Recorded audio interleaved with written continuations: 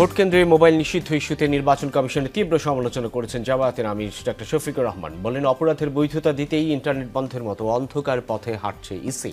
ঢাকা 13 আসনে নির্বাচনী জনসভায় এই হুঁশিয়ারি দেন তিনি। এ সময় নির্বাচন নিয়ে ষড়যন্ত্রকারীদের সতর্ক করেন 11 দলীয় জোটের নেতারা।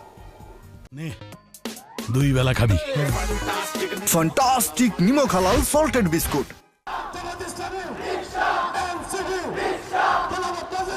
প্রচার প্রচারণার শেষ সময়ে ঢাকা 13 আসনের নির্বাচনী জনসভা, যেখানে 11 দলীয় ঐক্যের প্রার্থী বাংলাদেশ খেলাফত মজলিসের আমির মামুনুল হক। সকাল 11:30টায় মোহাম্মদপুরের কেন্দ্রীয় ঈদগাহ মাঠে শুরু হয় জনসভা। আসতে থাকেন নেতাকর্মীরা, মিছিল আর স্লোগানে প্রকম্পিত গোটা এলাকা। ঠিক 12:30টার দিকে মঞ্চে ওঠেন জোট প্রধান ও জামায়াত ইসলামীর আমির ডাক্তার শফিকুর রহমান।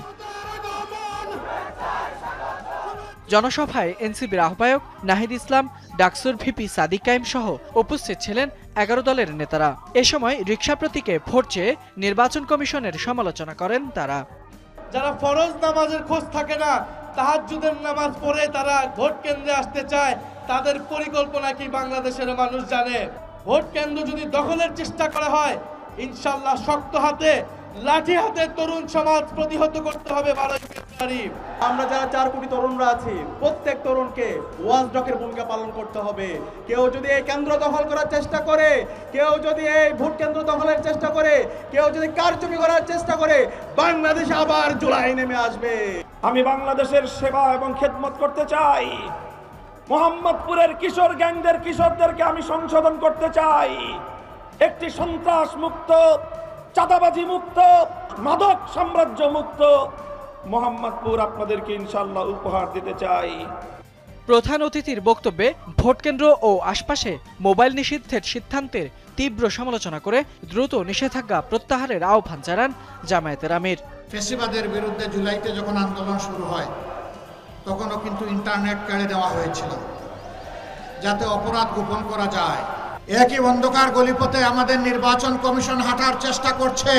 এই প্রজ্ঞাপন প্রত্যাহার করে জনগণকে স্পষ্ট বার্তা দেওয়া না হয় আগামীকাল নির্বাচন নয়, নির্বাচনী প্রক্রিয়া ভণ্ডুল করার জন্য যারা জটিলতা সৃষ্টি করছে তাদের বিরুদ্ধে আমাদের আন্দোলন শুরু হবে। কিছু আমলা ও সচিব নির্বাচনী অপকর্মে জড়িত অভিযোগ করে জামায়াতের আমির হুঁশিয়ারি করে বলেন, নতুন করে ফ্যাসিবাদ ফিরিয়ে আনার চেষ্টা করলে সামনে আর ছাড় দেওয়া হবে না। সরকারের কিছু আমলা, কিছু সচিব, কিছু অসৎ লোক এখনো দলবাজি করছেন। মনে রাখবেন, ক্ষমা বারবার পাবেন না। অপরাধ করে অতীতে ক্ষমা পেয়েছেন, আগামীতে সেই ক্ষমা করা হবে না।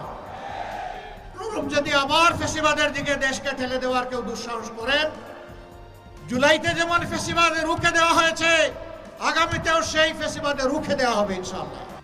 একটি পক্ষ ভোট হাইজ্যাক করার চেষ্টা করছে অভিযোগ তুলে সব ষড়যন্ত্র রুখে দেওয়ার আহ্বান জানান জামায়াতের আমির ডাক্তার শফিকুর রহমান।